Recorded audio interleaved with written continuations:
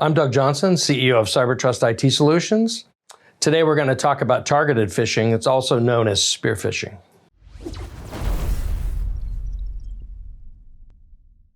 People don't really understand how exposed they are. I mean, they think it couldn't happen to me, but it will happen to you. And so here's what it's really all about. Spear phishing is a targeted phishing attack toward someone of importance in a company. It doesn't take very much these days to do social engineering, to go to LinkedIn, to go to Facebook, to go to half a dozen other places and find out who's who in a company. So you can target the controller, somebody in accounting, even the president or general manager. It's not difficult to figure out who they are. It's not difficult to find their email address either.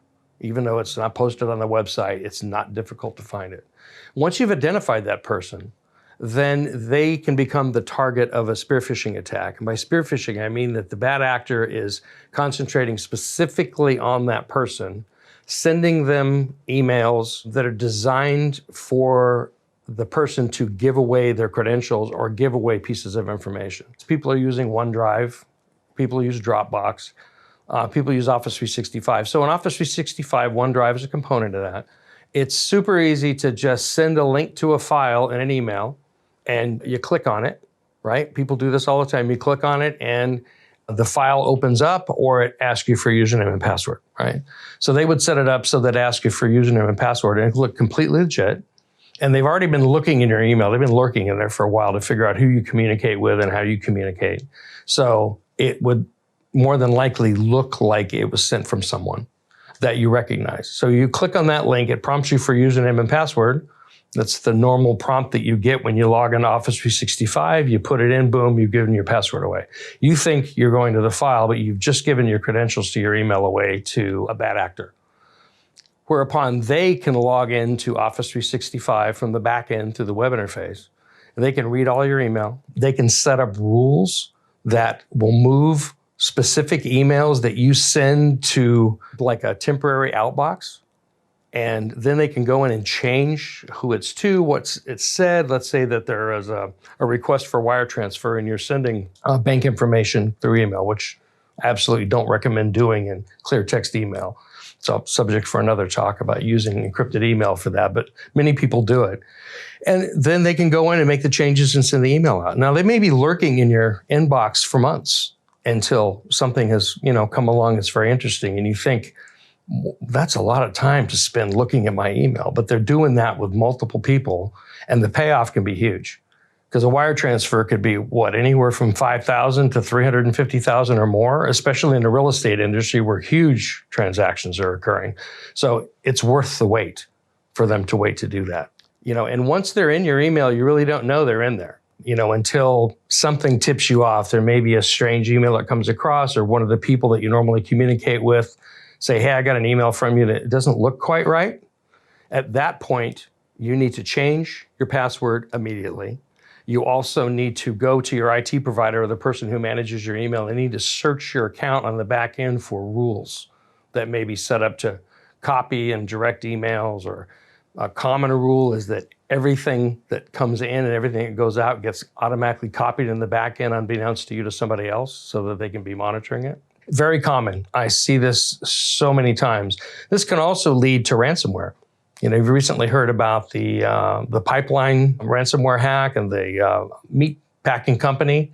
They could just as easily send you a targeted email that has a link or has a file in it that looks legitimate, and you click on that file, the file opens up, and what you don't know is it's installed a piece of ransomware on your computer, which can now look at your entire network and go and encrypt all of your files and lock you out of your data, effectively putting you out of business until you can get restored from backups if you have them, or perhaps you may have to pay the ransom.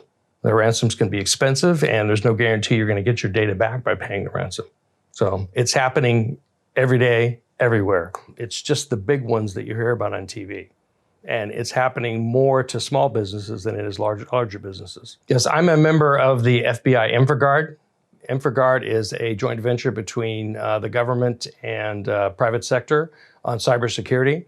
So once vetted and allowed into the program, we get access to information that's not necessarily made available to the public. So I see the statistics, I see what's happening, I see things that aren't making the news. So really understand how pervasive the problem is. Well, to protect yourself properly from wire transfer fraud, you need to have a cybersecurity policy in place.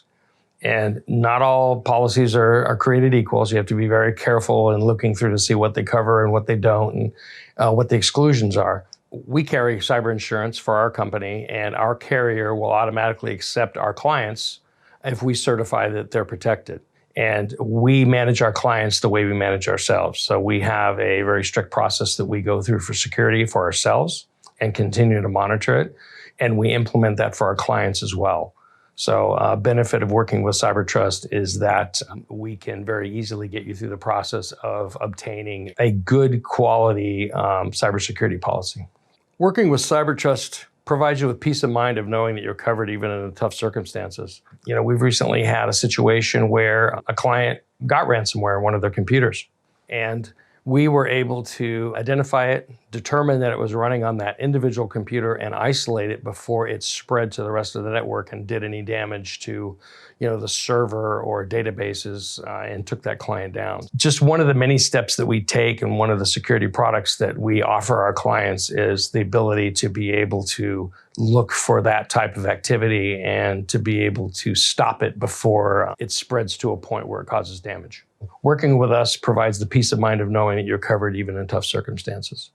I'm Doug Johnson, CEO of CyberTrust IT Solutions. Thank you for joining me today as we talked about targeted phishing, aka spear phishing. Are you concerned that you might be exposed? Consider visiting our website at cybertrust-it.com for a free dark web scan to protect yourself today.